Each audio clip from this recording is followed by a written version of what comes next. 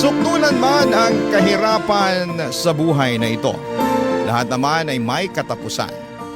Hindi tayo palaging malungkot at may dalang pag-asa ang kinabukasan. Ikaw, kabarangay, naniniwala ka ba na matatapos din ang mga paghihirap sa ating buhay? Dear Papa Dudut, sukdulan daw ang mabuhay sa mundong ibabaw. Sukdulan ng hirap, lungkot at ligalig. Lalo na sa mga sawing palad na hindi naman ginusto ang sitwasyong kinasasadlakan nila. Ngunit walang magawa upang makaahon dito. Yan ang eksaktong karanasan na pinagdaanan ko at gusto kong ibahagi sa sulat kong ito sa inyong programa na Barangay Love Stories. Pero bago ang lahat ay gusto ko munang magpakilala sa inyo. Ako nga pala si Gemma, 42 years old at taga Mexico, Pampanga. Meron na akong asawa at may anak na kami. Bukod sa pagiging housewife, ang pakikinig sa mga drama sa radyo ang pinagkakaabalahan ko. Nalilibang kasi ako at nakaka-relate sa mga kwento ng buhay at karanasan ng mga kabarangay natin. Ako man ay may sariling istorya na nais kong ibahagi sa inyo na magsisimula ng 19 anyos pa lamang ako, Papa Dudut.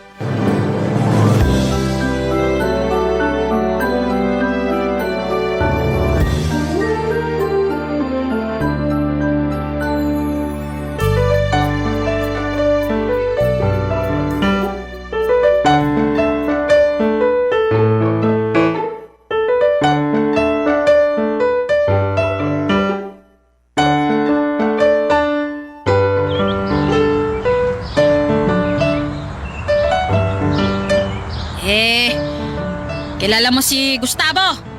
Si Gustavo? Oh, yung pinagkakautangan namin ng tatay mo.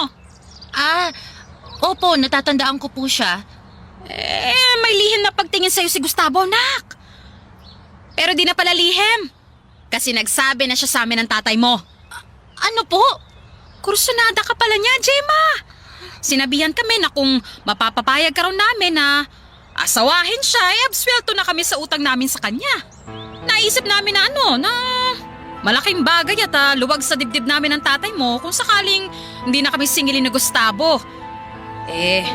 Alam mo namang walang-wala tayo, di ba? Nasa magkano pa yung dapat nating bayaran sa kanya. Kaya naisip niyo po na ako na lang yung ibayad?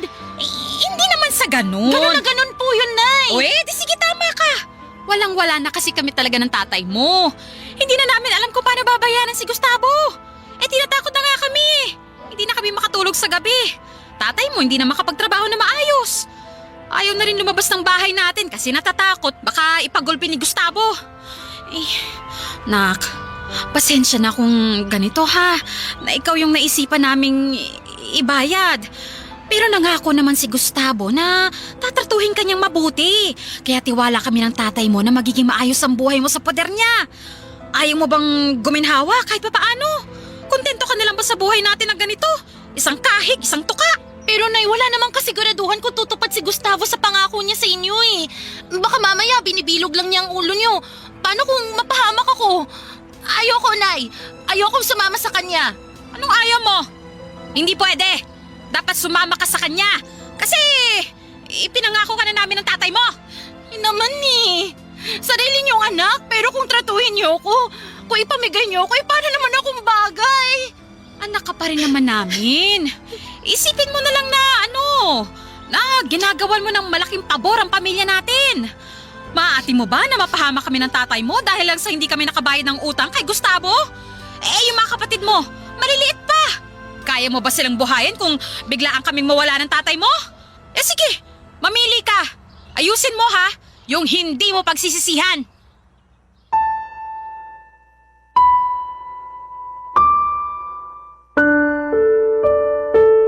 Papadudot negosyante at nagpapautang si Gustavo sa lugar namin at may malaking utang sa kanya ang mga magulang ko. Kaya nga noong ipambayad nila ako kay Gustavo ay wala na akong nagawa pa. Naging sunod-sunuran ako noon sa nanay ko at maging kay Gustavo noong kuhanin na niya ako. Bale, dinalaan niya ako sa kanyang bahay at sinabi sa akin na simula sa araw na yon ay asawa na niya ako. Mabilis na lumipas ang 1 taon at masasabi ko na hindi naging mabuti ang trato sa akin ni Gustavo. Naging malupit siyang asawa sa akin at napakadominante. Siloso, arogante at bayolente siyang tao. Lahat ng iyon ay tiniis ko dahil hindi ko siya kayang iwanan. Pakiramdam ko kasi noon ay wala na akong uuwian sa bahay namin tapos ay baka balikan niya ang mga magulang ko kapag tumakas ako. Ayoko namang mapahamak ang pamilya ko kaya kahit na nagawa nila akong ipagkanulo ay pinoprotektahan ko pa rin sila. At sa abot ng makakaya ko ay tinitiis ko ang sitwasyon na kinasasadlakan ko ng mga panahong yun, Papa Dudut.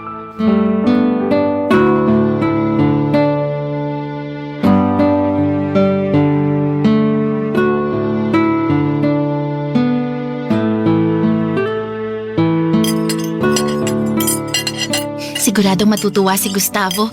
Niluto ko yung paborito niyang... Gemma! Gemma! Gemma! Saan ka? Lintik ka! Gustavo? Andito lang ako. Bakit ka sumisigaw? Akala mo matatakasan mo ako, no? Ha? Ano bang pinagsasasabi mo? Hindi naman ako tatakas! Hindi talaga dahil malilintikan ka sa akin. Ano bang... Bakit na ba ako sinasaktan? Bitiwan mo nga ako! Bibitiwan kita pag gusto kitang bitiwan! Bakit na ako sinasaktan? Ay, magkihawa ako sa'yo! Wala pa, pero wag mo nang subukan. Dahil hindi kita sasantuhin. Hindi naman yata makatwiran na nasaktan mo ako. Na magalit ka sa akin at pagbantayan mo ako. Wala naman akong ginagawang masama. Teka, lasing ka ba? Lasing ka na naman eh. Oh, ano naman? Wala ka nang pakialam dun. Ha? Aray ko, nasasaktan ako, Gustavo! Bitiwan mo ako, pakiusap. Bitiwan mo na ako. Oh, sige. Sige, bibitiwan kita pero diyan ka lang sa harap ko, ha? O, ayan! Saan naman ako pupunta? Sige nga! Ewan ko! Basta merong bumubulong sa tenga ko na na baka iwanan mo ko. Na baka sumama ka doon kay Gregor, yung magtutubig. At saan naman ang galing yan? Ewan ko. Basta ko na lang naisip kasi kasi nakita ko kayong magkausap nung nakaraan. Gustavo, saglit lang naman yun eh. Tsaka tungkol lang yun sa pinadeliver kong tubig dito sa bahay natin. Wala naman... Bakit mo ako sinumpal? Kasi nangangatuwiran ka pa. Nagsasabi lang naman ako ng totoo ha. Wala kaming ginagawang masama ni Gregor. Nag-usap lang kami, sandali lang yun. Pwes wag mo nang kakausapin yung taong yun. Ha? Wala naman kaming ginagawang masama ni Gregor. Huwag mo na siyang ipagtanggol, Gemma! Hindi ko siya pinagtatanggol. Ay, talaga naman. Sumasagot ka pang lintik ka, ha? Ano na naman gagawin mo sa akin, ha? Ano, sasaktan mo na naman ako? Eh, ikaw naman kasi. Kasalanan mo kung bakit ka nasasaktan. Masyado ka kasing malapit sa mga kalalakihan. Hindi lang doon kay Gregor, marami pa sila. Nakikita ko. Akala mo, hindi Gustavo, wala naman akong ginagawang masama. Masyado ka lang talagang malisyoso. Basta intindihin mo kung bakit ako nagkakaganito. Takot lang ako, Gemma. Takot lang ako na baka... Ano? Na baka ano? Na baka iwanan mo ako.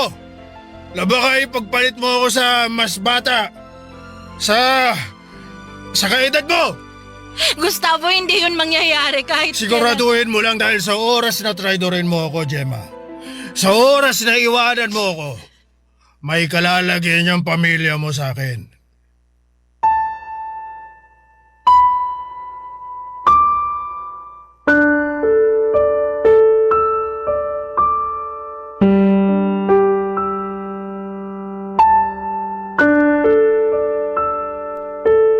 Papa Dudut, hindi yun ang unang beses na pinagsamantalahan ako ni Gustavo.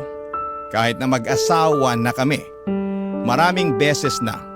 Tulad ng dati ay wala akong magawa kapag nangyayari yon. Dala na rin siguro ng matinding takot kaya umiiyak na lamang ako at hinahayaan siya sa kademonyuhan niya. Masakit, mahirap, nakakadiri at sa pakiramdam ko ay parang aping-api ako.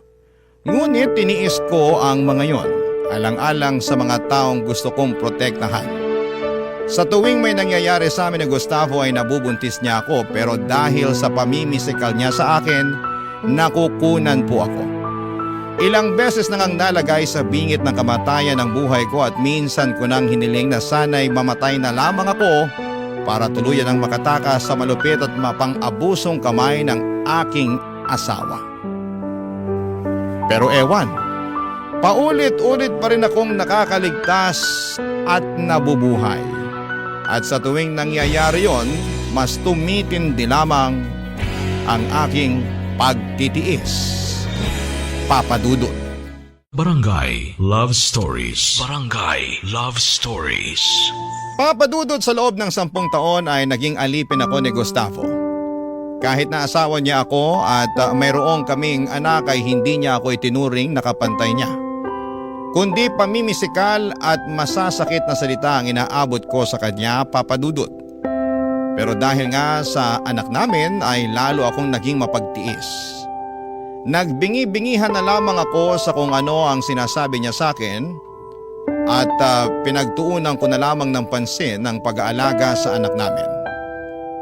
Mahal naman ni Gustavo ang anak namin at nakikita at nararamdaman ko yon pero ako ay hindi.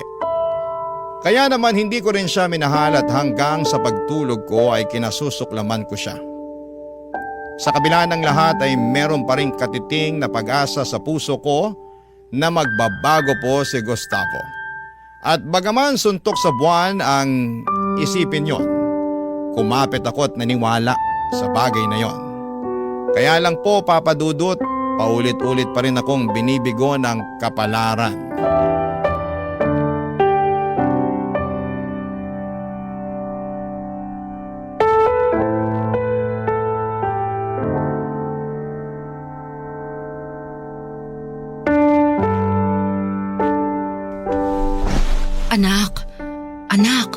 Anak, gumising ka. Diyos ko, kanina ka patulog at ang init ng katawan mo. Naku, ang taas ng lagnat mo, nak. Anak ng lintik, bakit ang kalat dito sa bahay, Gemma? Gustavo, parang awa mo na. Dalhin natin sa ospital yung anak mo. O bakit? Nabano ang anak ko? May sakit siya eh. Mainit yung buong katawan niya. Nanginginig siya tapos masama yung... Ay, nilalagnat. Nareremedyohan naman yan sa bahay. Hindi na yan kailangan dalhin sa ospital.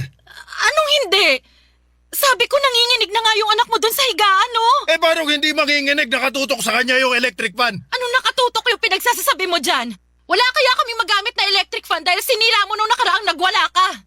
Tsaka, ayaw mo ba talaga maniwala na nanginginig na yung anak mo? O sige, halika, silipin mo doon sa kwarto. Tingnan mo, balot na siya ng kumot. Sus, bakit ko naman gagawin yon? Masasayang lang oras ko, saka ikaw yung nanay. Ikaw na dapat bahalang kumamot dun sa anak mo. Gustavo, nanay lang ako. Hindi ako doktor. Wala akong pakialam, Gemma. Ikaw, Gemma!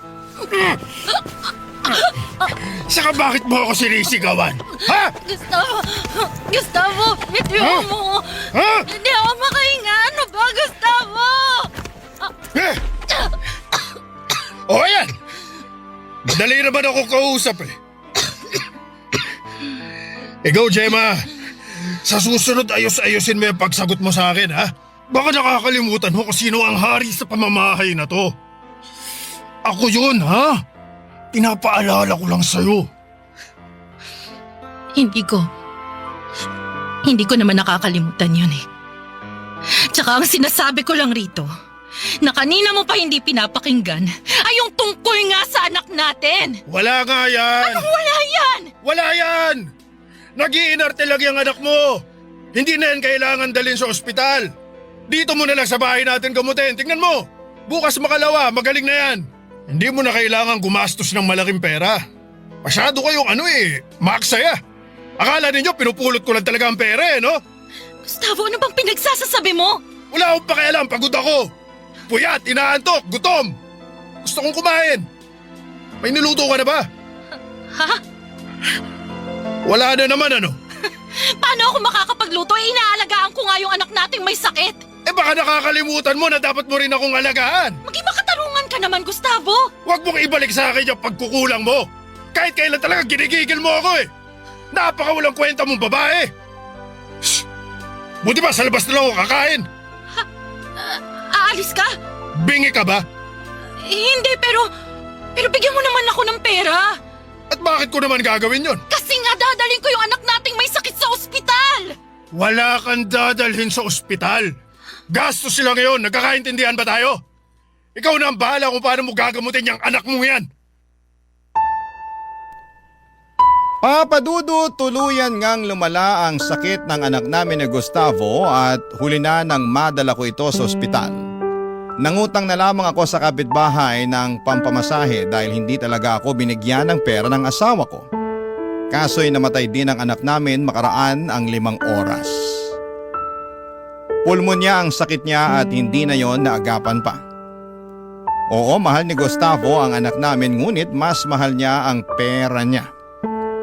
Sa katunayan ay nagalit pa siya sa akin dahil napagastos pa siya sa pamburol at pampalibing sa anak namin. Durog na durog ang puso ko ng mga panahong yon na para bang gusto ko na ring sumama sa aking anak sa hukay. Gusto ko nang mamatay. Wala na rin namang rason para mabuhay pa ako sa mundo. Kaya nga noong desidido na akong magpatiwakal ay bigla akong ginulantang ng kapalaran.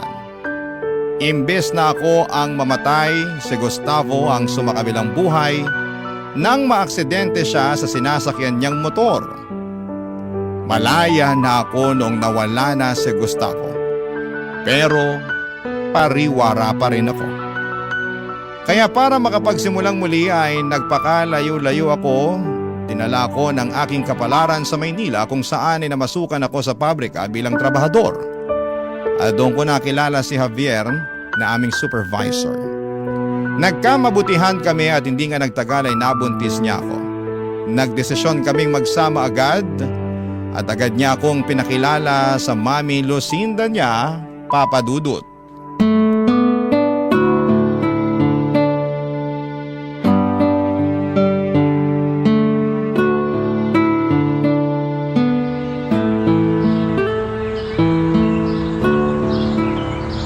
Ilang taon ka na pala? 35 na po. Kung ganun, mas matanda ka pala ng 5 taon sa anak ko. 30 anyos pa lang naman si Javier Javier, anak, anong nakain mo at pumatol ka sa babaeng mas matanda sa'yo? Mahal ko po si Gemma at wala naman pong kaso sa akin ng edad niya, Mami. Halata nga, hindi mo naman siya bubuntisin agad kung hindi matindi ang pagmamahal mo sa kanya. Opo, pasensya na po kung sa ganitong sitwasyon ko pa siya napakilala sa inyo. Masyado lang pong mabilis ang mga pangyayari pero wag po kayo mag-alala dahil nasa tamang edad naman na po kami. Hindi naman ako masyadong nag-aalala sa desisyon mo na yan dahil kilala kita. Kapag may gusto ka, hindi ka titigil hanggat hindi mo nasusunod. Tama ako, hindi ba? Opo, Mami.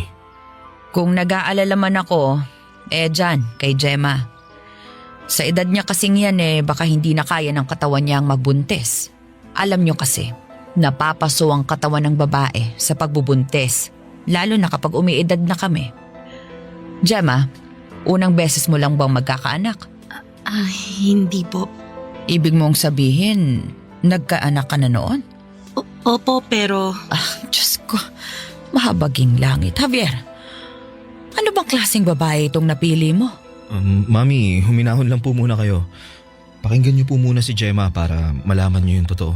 Ano pa bang totoo ang dapat kong malaman? Tsaka alam mo ba na may anak na pala siya? Opo, alam ko po. Sinabi na sa akin ni Gemma. At ayos lang sa'yo na may anak siya sa ibang lalaki? Mami, pakinggan niyo muna si Gemma. May sasabihin pa po siya. Ano na namang revelasyon ang sasabihin niya? Santisimang babae ito. Ano po kasi, may anak na po ako sa una kong asawa pero wala na po sila. Sinong wala? Anong wala? Patay na po sila. Yung asawa at anak ko. Diyos ko, mabaging langit. At matagal na rin namang nangyari yun. Single na po si Gemma nang makilala ko siya. Pareho kami, kaya wala naman po akong nakikitang mali sa pagsasama namin. Sandali, Javier. Anak naman. Wala pong kaso sa akin kung may naging asawa na siya noon. Nakaraan naman na po yun eh. Ang mahalaga, yung ngayon na kami na ni Gemma ang magkasama. Tingin ko talaga ginayuma ka ng babaeng yan para mapaibig ka sa kanya ng husto. Mami naman. Hindi po totoo yun. Hindi ko po ginayuma si Javier. Totoo man o hindi, wala na rin naman ako magagawa pa ron. Tsaka buntis ka na. Andyan na yan. Pangatawanan na lang. Papadudot, istrikta ang unang tingin at impression ko sa nanay ni Javier. Hindi rin ako masyadong komportable sa presensya niya. Ngunit sa abot ng makakaya ko ay pinakisamahan ko siya ng maayos. Siya rin kasi ang nanay ng lalaking iniibig ko at lola ng magiging anak namin ni Javier. At ayoko namang magkaroon ng masamang ugnayan sa kanya. Bagaman masasabi ko pa rin na hindi 100% natanggap ako ng nanay ni Javier, andun kasi yung pag-question niya sa nakaraan ko na para bang doon pa lang ay hinusgahan na niya ako. Pero binaliwala ko lamang ang bagay na yon dahil ang importante sa akin ay ang pamilyang bubuuin namin ni Javier. Papadudot ni sa hinagap. Hindi ko akalain na mabibigyan ako ng pangalawang pagkakataon na muling umibig. Kaya naman masaya ako sa pangalawang pagkakataong ito. Papadudot. Barangay Love Stories. Barangay Love Stories. Papadudot, kinasal kami ni Javier sa Huwes bago isilang ang panganay namin. Tapos ay nagrenta kami ng maliit na apartment pero nahirapan ako noong nanganak na ako, lalo't wala naman akong kamag-anak o magulang sa malapit na pwedeng mag-asikaso sa akin. Kaya nagkasundo kami ni Javier na tumira sa bahay ng nanay niya para mayroong umalalay sa akin, Papadudot. Masasabi ko na noong unay masaya naman at payapa ang pagtira ko sa bahay ng nanay niya. Kitang-kita ko na mahal niya ang apo niya. Pero nagbago ang lahat noong nagdesisyon si Javier na mag-ibang bansa upang mabigyan kami ng maayos na buhay ng anak niya. Simula kasi nang umalis ang aking asawa ay naging impyerno ang 4 na sulok ng bahay nila para sa akin.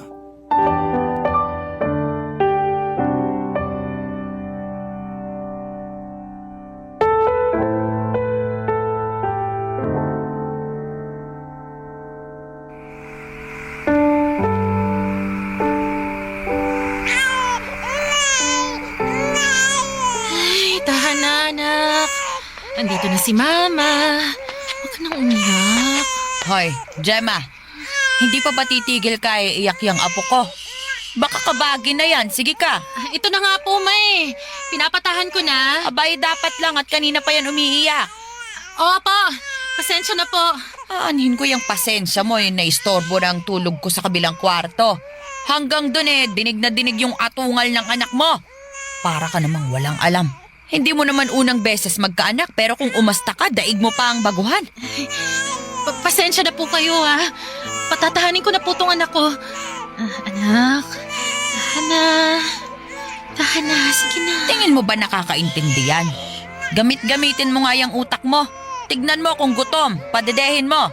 O kung puno na ang diaper. Hanapin mo kung may masakit sa kanya o baka naiinitan siya. Baka isa sa mga yon ang dahilan kung bakit iyak ng iyak ang apo ko. Opo, Ma.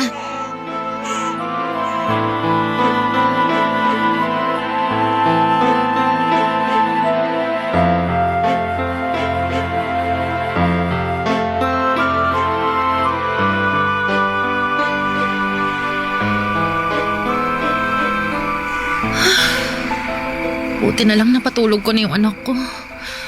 Ay, grabe, nakakapagod siyang patahanin. Anong sabi mo? Ano, napapagod ka na sa anak mo? Ma? Kanina pa po ba kayo nandyan? Oo, bakit? Bahay ko naman to ah. Alam ko naman po Ay, yun. nako. Huwag mong ibahin ang usapan, Gemma. Narinig ko ng malinaw yung sinabi mo na napapagod ka na sa anak ninyo ni Javier. Sigurado pag nalaman ng anak ko yan ay magagalit yun sa'yo. Wala naman po akong masamang ibig sabihin doon. At saka, totoo naman po na napagod ako sa pagpapatahan sa anak namin. Pero hindi po ibig sabihin nun napapagod na akong alagaan siya. Wala ka talagang karapatang mapagod dahil nanay ka na. Hindi ka rin pwedeng magreklamo dahil ginusto mo namang magkaanak. Alam mo, tingin ko sinadya mo talagang magpabuntis sa anak ko eh. Kasi alam mo na bata si Javier, may pera at mahal na mahal ka. Ma, mahal ko rin po si Javier at hindi ko po habol ang pera niya. Ay sus! Maniwala ako sa'yo. Hindi ko na po siguro yun problema. Anong sinabi mo? Wala po. Marunong ka na ngayong sumagot, ha? Baka nakakalimutan mo ako pa rin ang reyna sa pamamahay na to. Ma, bitiwan niyo po ako. Nasasaktan po ako, Ma. Bakit niyo po ako sinasabunutan? Ang sakit po. Masasaktan ka talaga kasi sinusubukan mo ako. Wala naman po akong ginagawang masama. Ano wala? Masama na nga na ikaw ang piniling pakasalan ng anak ko. Eh ang dami-daming matitinong babae dyan. Yung mas bata, mas maganda. May maayos na trabaho at nakaraan. Hindi tulad mo na.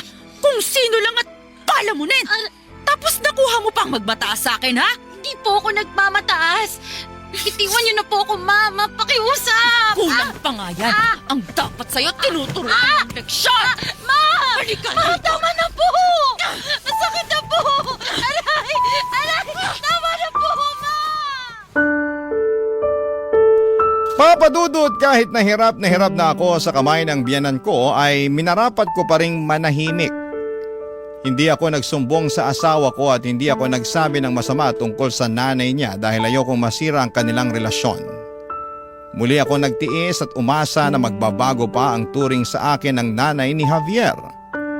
Pero sa araw-araw na lamang na nagdaan, mas tumindi at sumama ang ugali nito. Gusto ko na lang talagang mawala ng mga panahong yon. Mabuti na lang at nandyan pa ang anak namin ni Javier na siyang rason para manatiling matino at magpatuloy sa buhay. Pinangatawanan ko ang pagiging matiising babae pero paulit-ulit kong tinatanong sa Diyos kung ano ang kasalanan ko para maging sukdula naman ang pagpaparusa sa akin sa pamamagitan ng ibang tao. Hindi na kasi makatuwiran at napapagod na ako sa totoo lang.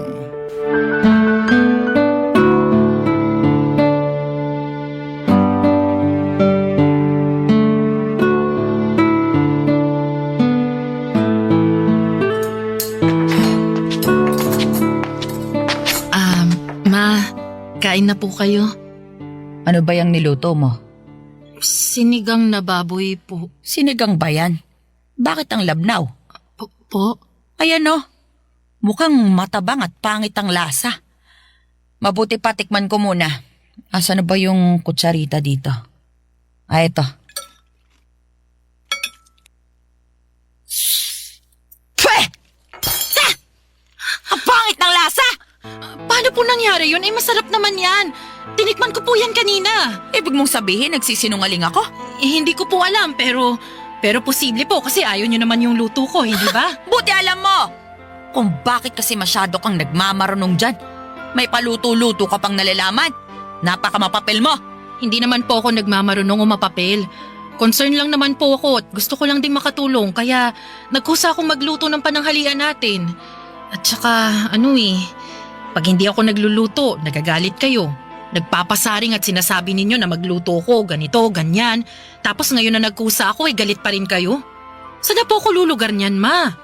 Eh bakit ako ang tinatanong mo dyan? Bakit hindi ikaw ang humanap ng lulugaran mo sa pamamahay ko? Eh kasi parang ang unfair nyo naman po sa akin. Ginagawa ko naman po lahat para makasundo ko kayo. Pinagsisilbihan ko kayo, ginagalang ko kayo kahit na hindi maayos yung trato nyo sa akin kasi nanay pa rin kayo ng asawa ko at saka lola kayo ng anak Huwag mo namin. akong sumbatan ng ganyan, ha? Lalo lang ako nang gigigil sa'yo, Gemma. Di po ako nanunumbat, Ma. Bakit ko naman po gagawin yun? Sinasabi ko lang naman po yung nararamdaman ko eh. Pwes wala akong pakialam sa nararamdaman mo. Tsaka nakuha mo pa talagang sabihin na unfair ako sa'yo? Di mo man lang ba nahahalata na ayoko talaga sa'yo? Pero wala akong magawa dahil nga kasal na kayo ng anak ko. Kung sana naging matalino lang si Javier sa pagpili ng babaeng mapapangasawa niya. Nangyayari rito? Bakit kayo sumisigaw, Mami? Teka, bakit umiiyak si Gemma? Javier, bakit ka nandito? Umuwi po ako. Plano ko sana kayong sorpresahin kaya di na ako nagsabi na uuwi ako pero mukhang ako na sorpresa sa nadatnan ko eh. Gemma, ayos ka lang ba? Bakit ka umiiyak? Yang kasing nanay mo. Sumusobra na siya, Javier. Kung ano-ano na lang yung masasakit na salitang sinasabi niya sa akin. Hindi totoo yan. Narinig ko kayo na nagagalit kay Gemma pagdating ko, Mami. Natural lang yon. Kasi may ginawa siyang mali. Anong ginawang mali? Pinagluto ko lang naman po kayo ng tanghalian ah. Kayo nga dyan yung ano eh. Kayo dyan yung nang-iinsulto ng luto ko kasi ayaw niyong kumain. Pero pag di ako nagluto, galit pa rin kayo. Totoo ba yun? Javier, anak. Totoo yun, Javier. Hindi ko lang sinasabi sa'yo pero galit talaga sa akin ang mama mo. Ayaw niya sa akin kasi ako ang pinili mo. Ang minahal at pinakasalan mo.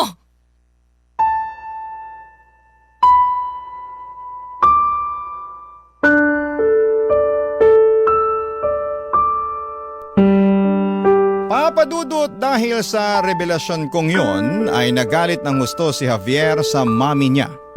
Hindi yon ang salubong na inaasahan ko at gustong mangyari noong biglang umuwi ang asawa ko pero wala na akong pakialam. Ilang taon din akong nagtiis sa masamang trato sa akin ng biyanan ko. Maging ang mga masasakit na salita na binato niya sa akin kahit na wala naman akong ginagawang masama sa kanya. Napuno lang ako, Papadudot, napagod at para bang gusto ko na lamang kumawala sa kanya. At dahil nga sa mga nangyari ay ura-urada kaming umalis sa bahay ng biyanan ko. Naghanap kami ni Javier ng marerentahang apartment kahit na pansamantala, Papadudot. Sa unang beses ay nakaramdam ako ng kapayapaan dahil magkasama na kami ng asawa ko, ang nag-iisa kong kakampi. Nag-usap kami ng masinsina ni Javier tungkol sa mga nangyari. Humingi siya ng tawad sa akin dahil kinailangan kong indahin ang lahat, mapanatili lamang ang mabuting relasyon nila ng nanay niya.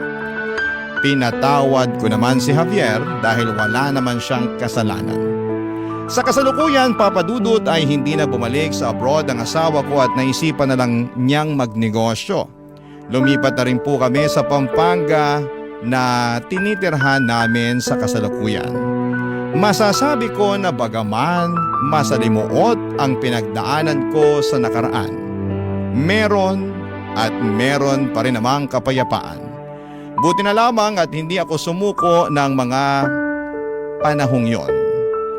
Kahit pa sukdulan ang mga nangyaring hindi mabuti sa buhay ko.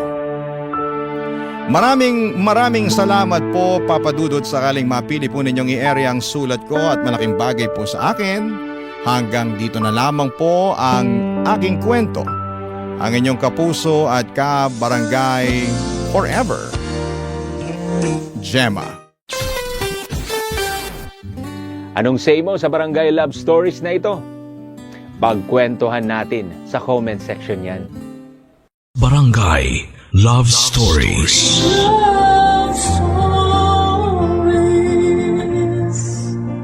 May mga taong kulang ang pagmamahal sa sarili. Kaya naman hinahanap nila ito sa ibang tao. At kadalasan ay wala silang pakialam kahit na may nasasaktan na sila at may naaapakan. Ikaw, kabarangay, naranasan mo na bang maging makasarili sa ngalan ng pag-ibig?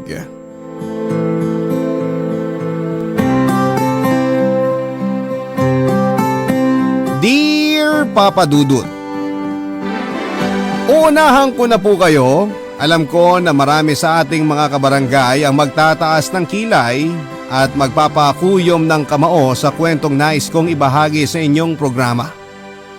Pero naglakas loob pa rin po akong sumulat upang sa ganon ay maging halimbawa ako na kahit punong-puno na ng pagmamahal mula sa pamilya at mga kaibigan ng isang tao ay hindi pa rin po ito nakokontento.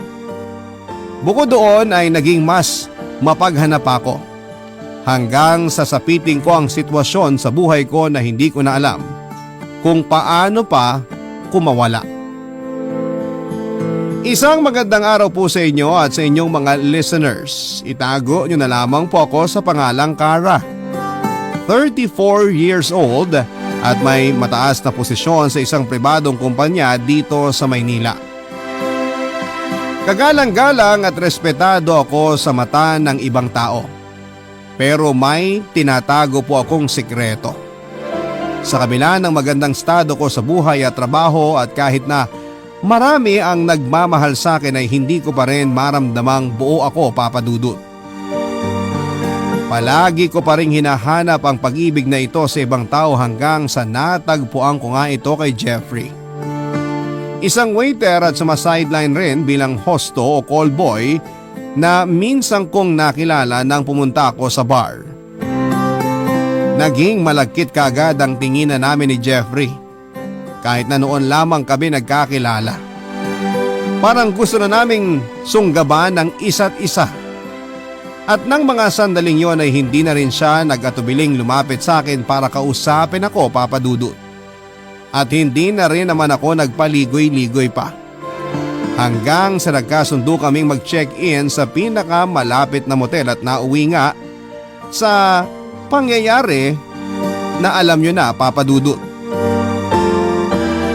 Malambing si Jeffrey Cuela at aaminin kong naging kahinaan ko yon. Kaya naman tuluyan na akong nahulog sa kanya.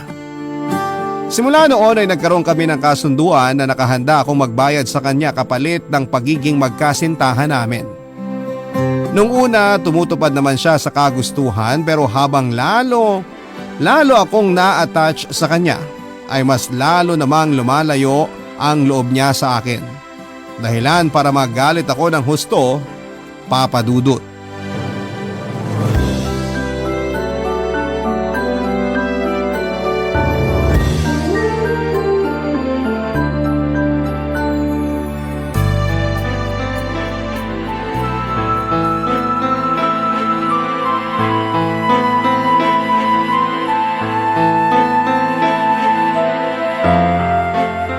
Jeffrey, pwede ba tayong mag-usap? Ikaw na naman? Ano bang ginagawa mo rito? At saka hindi mo ba nakikita may trabaho ko? Diyan pa kami ngayon. Huwag kang istorbo. Anong storbo? Hoy, wala akong pakialam kung may trabaho ka dito. Ang gusto ko, mag-usap tayo. Bad trip ka talagang babae ka. Ano bang gusto mong pag-usapan natin? Marami, Jeffrey. Bakit mo ba ako iniiwasan? Bakit hindi mo na sinasagot ang mga text, chat at tawag ko? May problema ba tayo? Nagkukulang na ba ako sa binabayad ko sa'yo? Sabihin mo, dadagdagan ko! Pwede ba, Cara? Wala na akong pakialam kung lakihan mo ang binabayad mo sa akin. Dahil ang gusto ko lang, lumayo na sa'yo. Naaalibad-bara na ako sa pagmumukha mo. Ayoko nang umaali-aligid ka at lumalapit sa akin. Tarantado ka pala eh! Ay! Ano ba?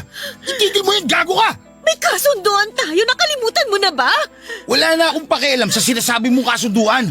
Saka wala naman tayong pinirmahang kontrata, kasulatan o dokumento na nagpapatunay sa kasunduan sinasabi mo ah. Ang ibig sabihin, pwede mapawalang bisa yon kung kailan ko gustuhin. At ngayon na yon. Kaya please lang, lumayas ka sa harap ko. Hindi mo ako pwedeng itapon na lang basta-basta dahil malaki na ang puhunan ko sa'yo, hayop ka! Aba, kita mo tong baliw na to. Anong puhunan yung sinasabi mo? Ah, yun bang mga material na bagay na iniregalo mo sa akin na tinutukoy mo? Hoy, para sabihin ko sa'yo, kusa mo yung binigay sa akin, di ba? Ano, bobo lang? Hulyanin ka na? Kahit kailan, hindi ko yun hiningi sa'yo. Kaya wala kang karapatang isumbat sa mukha ko ang tungkol sa mga bagay na yun. Ganyan ka na ba talaga kadesperada magpapansin sa akin? Ano magagawa ko? Yun ang naisip kong parang para kausapin mo ako. Jeffrey, kung hindi naman problema ang pera, bakit parang nagbago ng pakikitungo mo sa akin?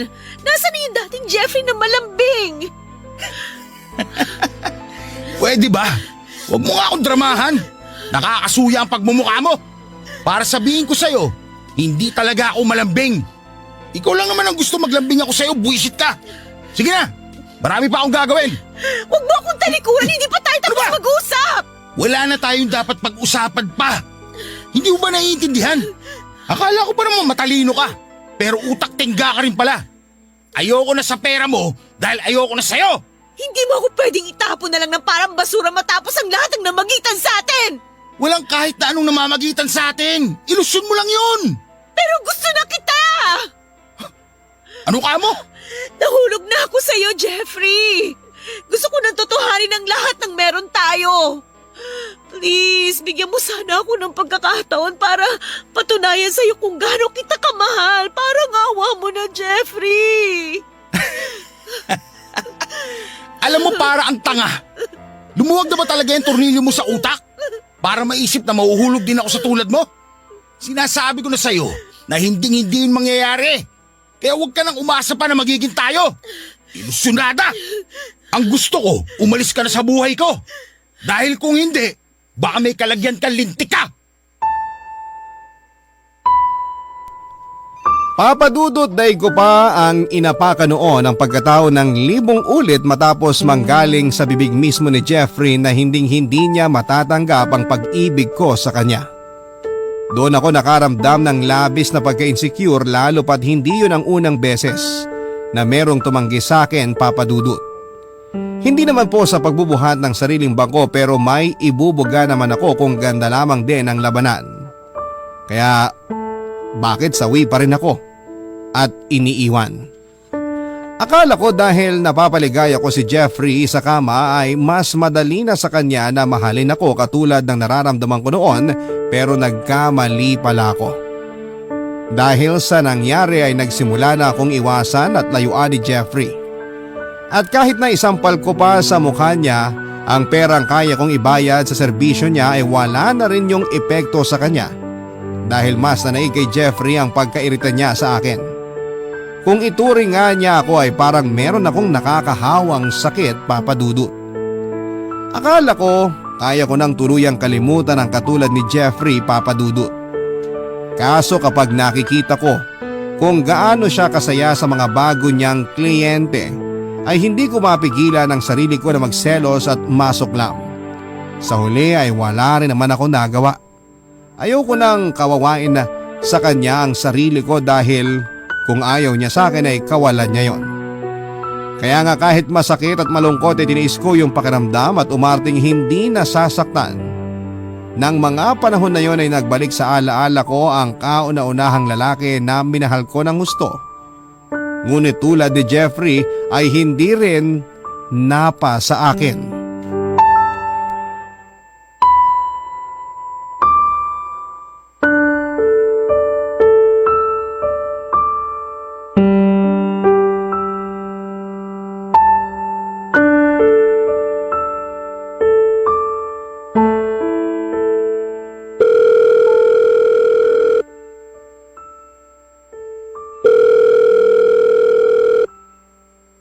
Hello?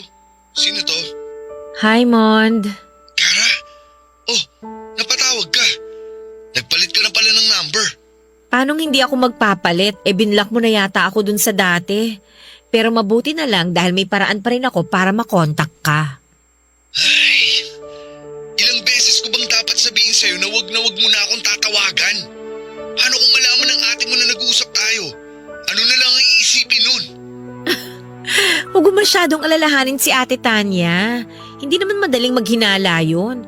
Tingnan mo, hanggang ngayon wala pa rin siyang kaalam-alam na dati tayong magkarelasyon bago siya umiksena sa buhay natin. Matagal na yun, Kara. At tapos na rin naman tayo. Ang ate Tanya mo na ang mahal ko. May anak na nga kami, di ba? Ganon-ganon na lang ba yun? Porke nabuntis mo ang ate ko, basta mo na lang ako iiwanan sa ere o itatapo na parang basura? Sobrang sama mo naman, Raymond. Akala ko ba ayos lang sa'yo? Di ba nga sabi mo sa akin nun, hindi mo na ako mahal? Madalas na tayo nag-aaway. Nasusuya na ako. Kaya ka ba naghanap ng iba? At ang galing mo naman dahil ate ko pa talaga ang napili mo, no? Ganyan ka na ba talaga kasamang tao? Alam mo, hindi kita maintindihan. Kung umasta ka, akala mo may nagawa akong malaking kasalanan sa'yo. Samantalang kung iisipin, sukang-suka na tayo nun sa isa't isa. Anong magagawa ko kung si Tanya ang nandyan para damayan ako? Sige nga, sabihin mo nga. Eh di sana umiwas ka na lang, kaso hindi eh. Nagawa mo pang patulan ng ate ko at ang masahol doon, binuntis mo pa siya. Napakawalang niya mo rin ano? Gusto mo pa talagang ipamukha sa akin kung gaano ka kasaya samantalang ako nagdurusa? Ikaw ang pumili ng pagdurusang yan, Kara. Wag na wag mong isisi sa akin kung bakit hanggang ngayon, miserable ka pa rin. Saka kasalanan mo rin yan. Masyado kasing mataas ang tingin mo sa sarili mo. Kaya palagi ka na lang iniiwan ng mga lalaking nakakarelasyon mo. Ano bang gusto mong palabasin? Na ikaw na lang palaging magaling? Kung inaakala mo na susunod sa lahat ng gusto mo ang magiging karelasyon mo, pwes, diyan ka nagkakamali. Ayaw na ayaw naming mga lalaki yung may nagdidikta sa amin. Kaya siguro hindi nag-workout yung relasyon natin nun dahil sa pagkakontrolling mo. Huwag mo isisi sa akin kung ganito ako. Ano magagawa ko kung ganyan lang kayo? Sa lagay, gusto mong igaya ko sa inyo ang sarili ko? Samantalang alam na alam mo naman na hindi ako ipinanganak sa mundong to para tratuhing pangalawa lang sa lahat ng bagay, lalong-lalo na sa relasyon. Hindi ako katulad ng ate ko, Raymond. Hindi ako sunod-sunuran sa lahat ng gusto mo. Tandaan mo yan. At tandaan mo rin na ayoko sa mga babaeng katulad mo. Kaya bago pa magkandaletse-letse ang lahat, ibababa ko na tong phone. Malapit nang matapos maligo ang ate mo. Mamaya mahuli pa ako nung kausap ka. Baka kung ano pang isipin nun. Napakasama mo talaga. Wala kang konsensya. Tigilan mo na kasi ako. Ewan ko ba naman sa'yo ba't ka pa rin habol ng habol sa akin? Kung hindi ka pinanganak para maging mahina, bakit hinahayaan mo ang sarili mo na maging miserable? Mag-isip-isip ka nga. Matalino ka naman. Pero bakit parang hindi mo ginagamit ang utak mo? Sige na. Napakawalang niya mo, Raymond! Hayop ka!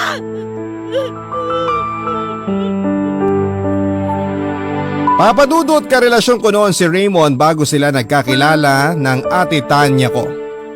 Nakilala ko siya pagka-graduate ko ng college at may sa ilang taon na rin ang relasyon namin nang nag-umpisa kaming magkalabuan. Nang mga panahon na yon ay nasa kasagsagan ako ng paghahabol ng promotion sa kumpanyang pinagtatrabahuhan ko, kaya naman aminado ko na naisantabi ko si Raymond at mas pinagtuunan ko ng pansin ang mga pangarap ko. Nang maghiwalay kami ay doon naman niya nakilala ang ate ko. Nalaman ko na lamang yon nang ipakilala siya sa akin ni ate Tanya bilang tatay ng ipinagbubuntis niya. Nakakatawa na pareho nga kami noong nagkagulatan ni Raymond pagkakita namin sa isa't isa. Siyempre hindi ko naman kasi sa kanya noon kinikwento ang tungkol sa pamilya ko. Ang alam lang ni Raymond ay may kapatid ako. Pero never naman niya itong nakita kahit na sa picture man lang. Kaya nga nang mabuntis niya si ate Tanya ay doon ako nakaramdam ng hustong selos at galit sa kanilang dalawa, Papa Dudut. Ang mga kwento ng pag-ibig, kwento ng buhay at kwento ng pag-asa. Nasa Spotify na, Barangay Love Stories. Pakinggan kahit kailan, kahit saan. Barangay Love Stories sa Spotify. Kinig na, kabarangay!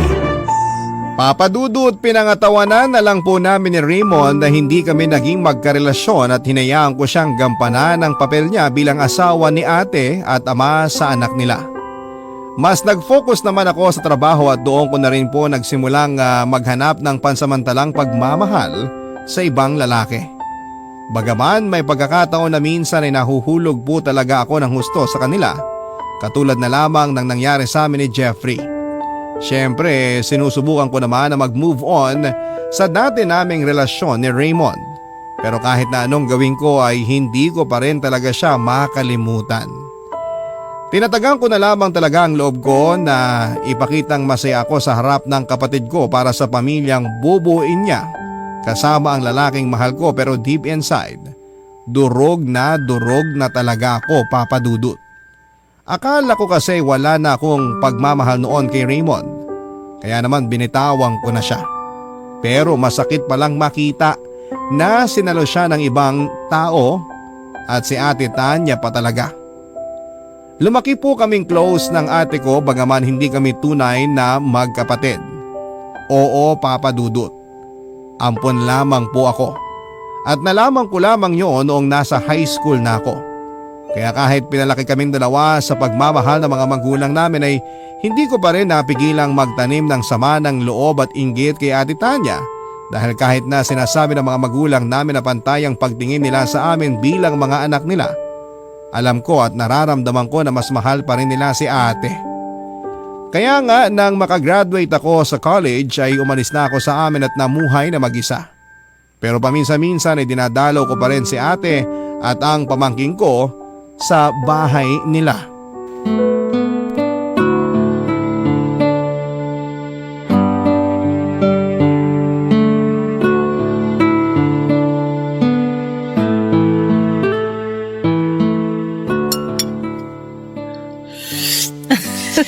Oh, dahan-dahan.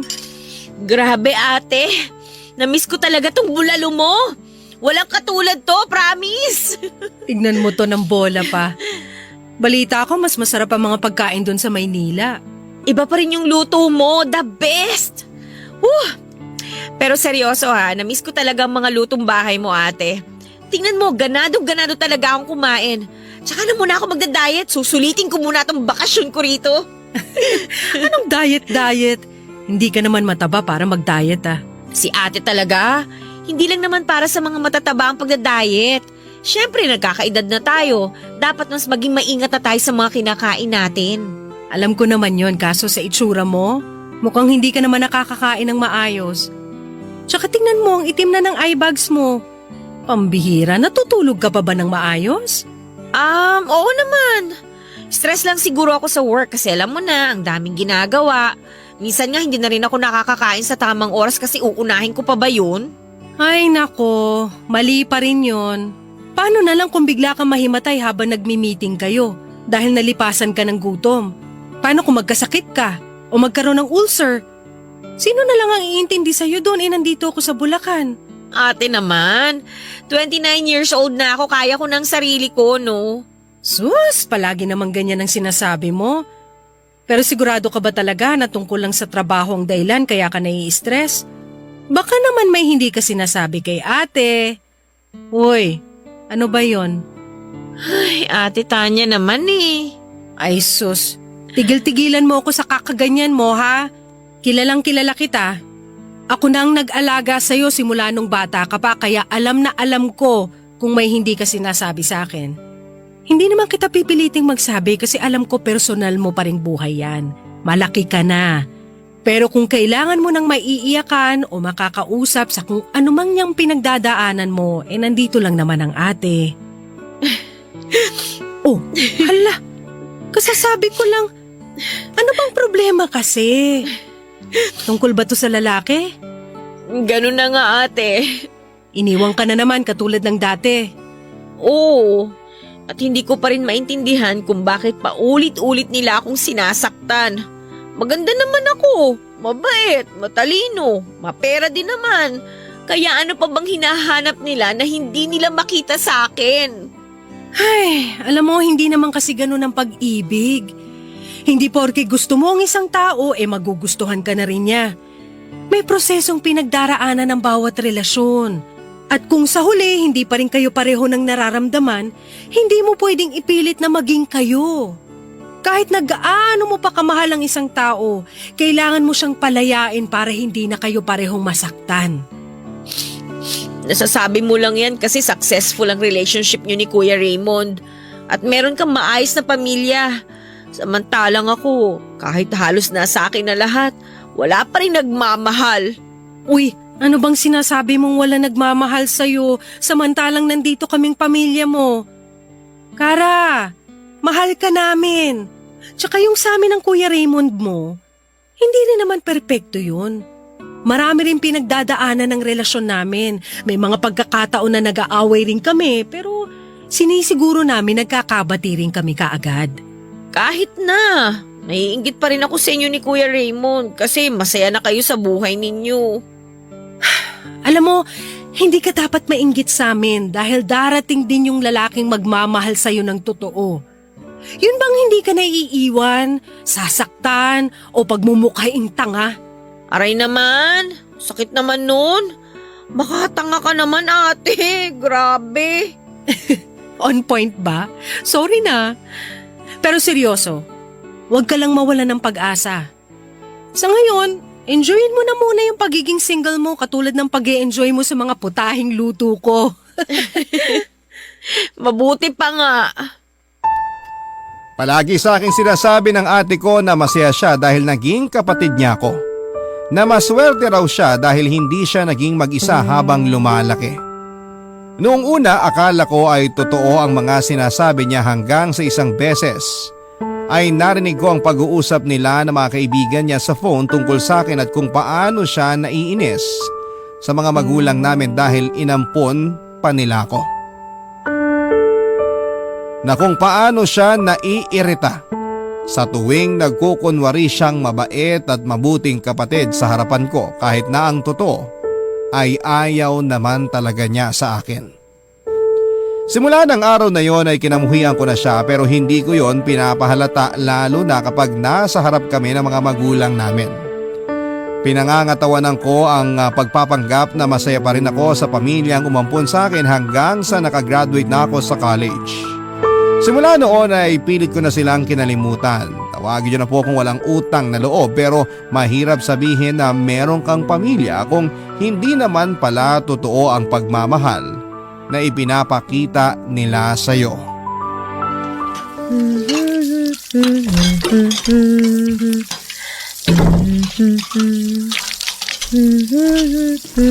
Tanya, mahal! Kara, anong ginagawa mo rito? Bakit? Nagulat ka ba? Hindi mo inaasahan ang pagbisita ko? Alam ba to ng ate mo? Siyempre. Sa katunayan, siya pa nga nag-imbita sa akin. Namimiss na raw kasi ako ng anak niyo, kaya ayun. Siya nga pala, nandito rin ako nung isang araw kaso ikaw naman yung wala. Sayang, hindi tayo nagkita. Halika nga rito. Huwag mo akong hawakan! Buwisit ka! Ikaw ang buwisit! Gusto mo ba talaga makita tayo ng ate mo na may ginagawang kung ano? Huwag kang nga parang tanga dyan. Wala si ate. May biniling rekado dun sa tindahan. Tsaka ano naman ang gagawin natin na kinatatakutan mong makita ng kapatid ko? Ay, buwisit ka talagang babae ka. Bitiwan mo ako! Aray, ano ba? Makatulak naman. Parang hindi ka nasarapan ah. Aminin mo, hindi mo na-miss ang halik ko? Ano bang pinagsasabi mo? Kunwari ka pa pero halata naman sa'yo na nasarapan ka. Sigurado ka bang nasasatisfy ka ng kapatid ko sa kama? O baka naman binibitin ka niya? Kilala ko yun eh. Mahina ang resistensya nun. Hindi nga nakakatakbo ng malayo yun tuwing may palaro sa school namin dati. Bakit mo ba ginagawa to? Bakit mo ba kami ginugulo? Hindi ka ba masaya para sa amin ng ate mo?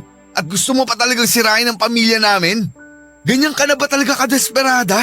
Kilabutan ka nga. Ako? Kikilabutan? Hoy, sandali nga ah. Ako ba talagang dapat kilabutan dito? Samantalang sa ating dalawa, ikaw tong mukhang nakukulangan sa ate ko. San mo na naman nakuha yung hinala mo na yan? Nakita ko yung cellphone mo. Naiwan mo raw, sabi ni Ate Tanya. Kaya ayon, pinakialaman ko muna pag alis niya. Hindi mo naman sinabi. Hindi ka pa pala nagpapalit ng password? Nabuksan ko tuloy yung cellphone mo. At ang dami ko nakita. Kung sino-sinong babaeng chinachat mo at puro kalasuan ang pinag-uusapan ninyo. Swerte mo lang hindi makalikot si Ate Tanya kaya hindi nabubuking ang kagaguhan mo. Pero mukhang malapit na niyang malaman dahil sasabihin ko...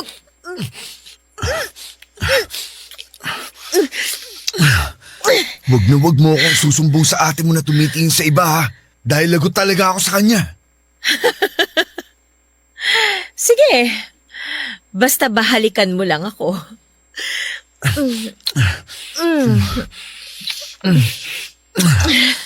Grabe, hindi ko akalain na na-miss ko ang mga halik mo, Kara. Sabi ko naman sa'yo eh. Nang mga panahon na yon ay tuluyan na nga akong naging makasarili at hinayaan ang pagnanasa ko para kay Raymond na magtagumpay kahit na nga asawa siya ng kapatid ko, Papa Dudut. Hindi ko na inisip kung kasalanan ba ang ginagawa namin dahil pareho naman po namin yung gusto. May sa ilang minuto rin noon ang nagdaan bago nakabalik sa bahay si Ate Tanya, kaya nagkaroon pa kami ng pagkakataon ni Raymond na umarting walang nangyari.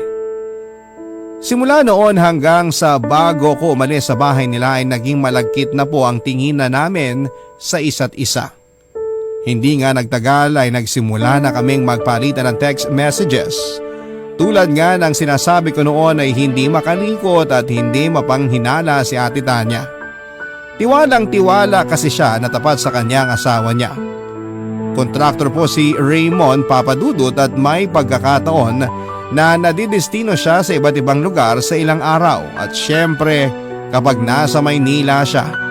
Nagpupunta siya sa apartment ko at doon ay may nangyayari sa amin. Ang mga kwento ng pag-ibig, kwento ng buhay at kwento ng pag-asa. Nasa Spotify na, Barangay Love Stories. Pakinggan kahit kailan, kahit saan.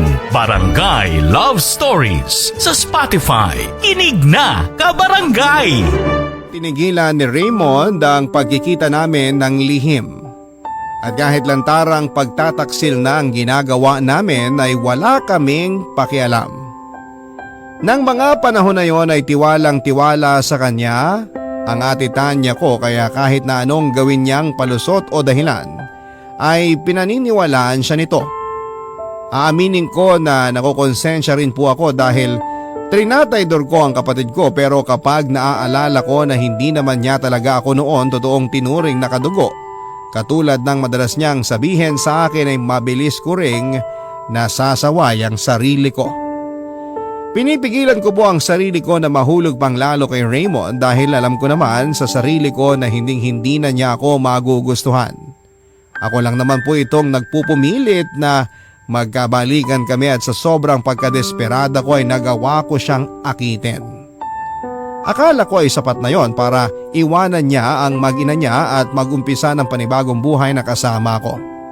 Katulad ng dati. Kaso nagkamali po ako, Papa Dudut.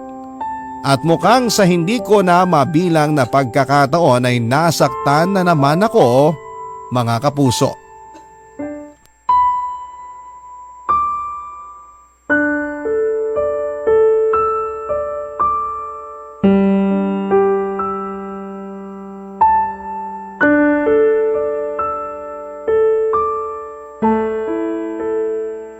Sandali nga, Raymond. Saan ka pupunta? Hating gabi na. Tinawagan ako ni Tanya. Iyak siya ng iyak dahil sinugod daw sa ospital ang anak namin. Kailangan ko umuwi, Kara. Uuwi ka? Teka nga, gabi na. Wala ka na masasakyan. Wala akong pakialam. Kung kailangan ko mag-abang sa terminal, gagawin ko. Kailangan ako ng anak ko. Hindi mo ba naiintindihan yun? Naiintindihan ko. Kaso paano na lang ako kapag umalis ka? Magkikita pa ba tayo ulit? Yan pa talaga ang naisip mo samantalang nasa ospital ang anak ko, Kara? Nag-iisip ka ba talaga? Saka anong paano ka? Bakit, may tayo ba? Wala naman, di ba? Sino ka ba? Pero may nangyayari sa atin Akala ko kasi. Akala mo lang yun. Bakit? Nag-assume ka ba talaga na magugustuhan ulit kita tulad nung dati? Sex lang ang habol ko sa'yo, Kara. Yun lang. Wala nang iba. Kaya pwede ba tigilan mo ako sa ganyan mo? Walang iya ka pala talaga eh! Aray ko, ano ba? Siraulo ka na talagang babae ka! Ikaw ang siraulo! Ang kapal naman ang mukha mo! Paano mo naatim na sabihin sa akin ang tungkol sa bagay na yan pagkatapos mo magpakasarap kasama ako? Tapos ano? Magkukunwari kang responsableng tatay dyan sa anak nyo ni ate? Kahit na hindi mo nga siya maalala nung may nangyayari sa atin! Napakagago mo! Lalaki ako!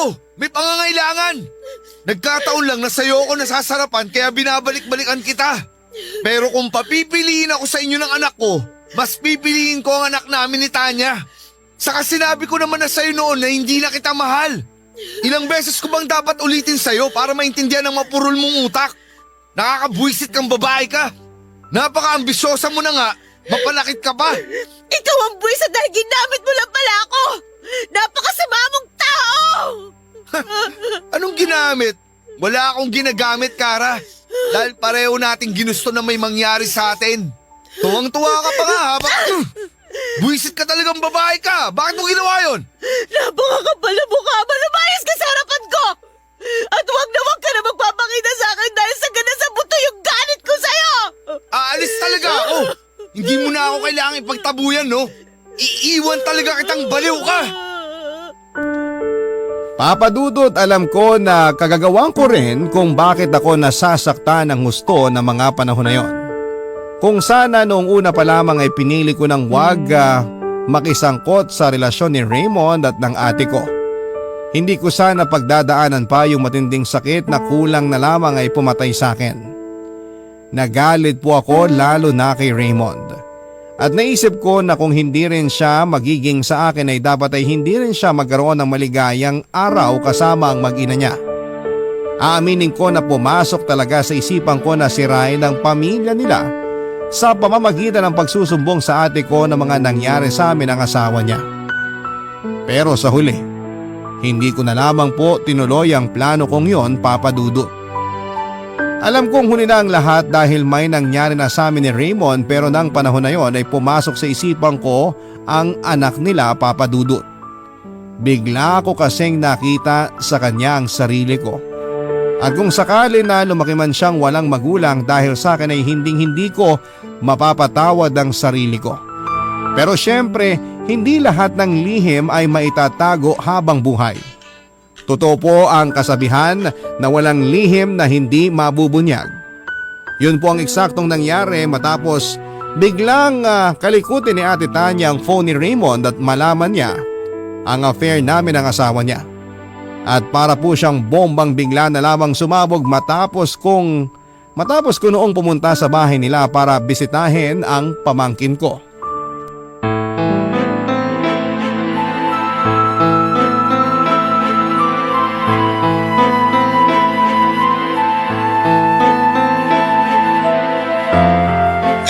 Napakawalang niya mong babae ka! Ano mo ka mo na magpakita sa amin? Ate, bakit mo ako sinasabunutan? Tinatanong mo pa talaga? Kung tutuusin, unang pangarap pa na nabunot ko sa'yo, malintiga! Ate, ano ba? Ako! Ano ba pinagsasasabi mo? Nagpunta ako rito para bisitahin yung anak mo. Talaga lang, ha? Ano ko ba talaga? O ang asawa ko? Ano bang ingay yan? Natutulog ang bata. Kara, anong ginagawa mo rito? Nakalimutan mo na ba na pamangkin ko ang anak mo? Siyempre, nagpunta ako rito para dalawin siya. Ano ba namang klaseng tanong yan, Raymond? Wala akong pakialam kung anong rason mo. Hindi ka na sana nagpunta pa rito. O, tapos na ba kayo mag-reunion? Pwede na ba ako magsalita? Kasi sa pagkakaalam ko, tayong dalawa karang nag-uusap dito. Ate, hindi mo ako kinakausap. Sinasaktan mo ako! At anong gusto mong gawin ko? Yakapin ka? Maging masaya sa pagdating mo katulad nung dati? Aba, sira ulo na ako nung kusakali kasi ano ka? Sinaswerte? Hoy, babae! Alam ko nang ginagago niyo ako ni Raymond! Hindi ka makapagsalita kasi totoo! Anong niya ka talaga? Aray! Uy, ano ba? Ate, Tumigil na kayo! Nagawa ka lang, nasasaktan ako. Ano ba? Dapat lang yan sa'yo! Kasi napakalanti mo! Tama na sabi! Hawakan ng ditiri ako sa'yo! Hinintay ko lang talaga na pumunta si Kara dito bago ako pamutok ng ganito, Raymond! Hindi porke inamin mo sa akin na wala kang nararamdaman sa kapatid ko at ako at ang anak natin ang mahal mo, ligtas ka na sa kasalanan yung dalawa! Napakasama nyo! Bakit nyo ito nagawa sa akin? Wala akong kasalanan dito, Tanya! Inakit ako ni Kara! Siya ang unang umalik sa akin! Binlockmail niya ako na magsusumbong sa'yo! Natakot lang naman ako na masira ang pamilya natin! Kaya kahit labag sa loob ko, pumayag ako sa gusto niyang mangyari! Hindi ko naman alam na magtutuloy-tuloy yun eh! Aray! Hoy Kara! Namumuro ko ng hayop ka ha! Wala akong pakialam! Ang kapal ng pagmumukha mong idiin ako sa kasalanan pareho naman nating ginawa! Napakagago mo, Raymond! Di ba? Sinabi ko na sa'yo na lubayin mo kami ng mag-ina ko.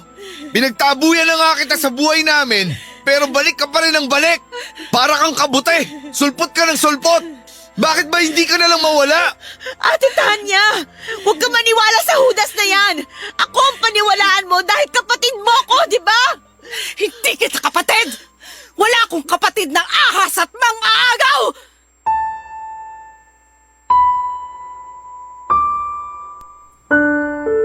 Papadudot pareho po kami ni Raymond na pinalayas ni Ate Tanya sa bahay niya. May punto na kulang na lamang ay pagsusuntukin ko na ang walang hiyang lalaking yon dahil sa kasinungalingan niya. Pero sa huli ay pinili ko na lamang po na umalis na lamang. Sobra-sobra po ang pagsisisi ko dahil hinayaan ko pang umabot sa puntong yon ang lahat. Lalo na kung sa una pa lamang ay iniwasan ko nang tumikim ng kasalanan. Papadudot at mga kabarangay, alam ko na marami sa atin na mga nakikinig ngayon na magsasabi na deserve ko ang nangyari sa akin ito. At oo, yun din po ang nasa isipan ko ng mga panahon na yon. Kaya nga labis-labis ang paghingi ko noon ng tawad sa kapatid ko kahit na puro mura at pangiinsulto lamang ang inabot ko sa kanya. Bukod doon ay lumuhod din ako at nagmakaawa sa mga magulang namin dahil nga sa mga nangyari. Sa kasalukuyan ay hindi pa rin po kami nag-uusap ni Ate Tanya, Papadudut. At ang huling natatandaan ko ay naghiwalay na rin sila ni Raymond. Kinakausap pa rin naman po ako ng mga magulang namin at nagpapasalamat ako sa kanila ng husto dahil kahit na nakagawa po ako ng pagkakamali ay hindi nila ako kinamuhian. Pare-pareho na lamang po kaming umaasa na sana isang araw ay tuluyan na akong mapatawad ni Ate Tanya. Napakalaking aral po ang itinuro sa akin ng karanasang kong ito, Papadudut. Dahil doon ay nagkaroon po ako ng lakas ng loob upang magbago. Mas pinapahalagahan ko na po ang sarili ko at hindi na rin po ako naghahabol sa iba. Bagaman nasasaktan dahil sa sarili ko rin namang kagagawa ay mas naging desidido po ako na itama ang mga kamalian ko sa mga nakaraan. Kaya bago ko po tapusin ang sulat ko ay payo ko lamang po sa ating mga kabarangay hanggat kaya po nating kontrolin ang ating sarili, huwag po tayong tumikim ng kasalanan. Dahil baka huli na ang lahat bago po natin mapagtanto na nasisira na natin ang ating sarili at ang relasyon ng iba. Maraming salamat po. Sakaling mapili po ninyong i-ere ang kwento ng buhay ko. Malaking bagay po ito para sa akin at sana'y kinapunutan po ito ng aral at inspirasyon ng ating mga tagapakinig. More power po sa Barangay Love Stories. Maraming salamat sa iyo, Papadudut, ng inyong forever kapuso at kabarangay, Kara. Barangay Love Stories.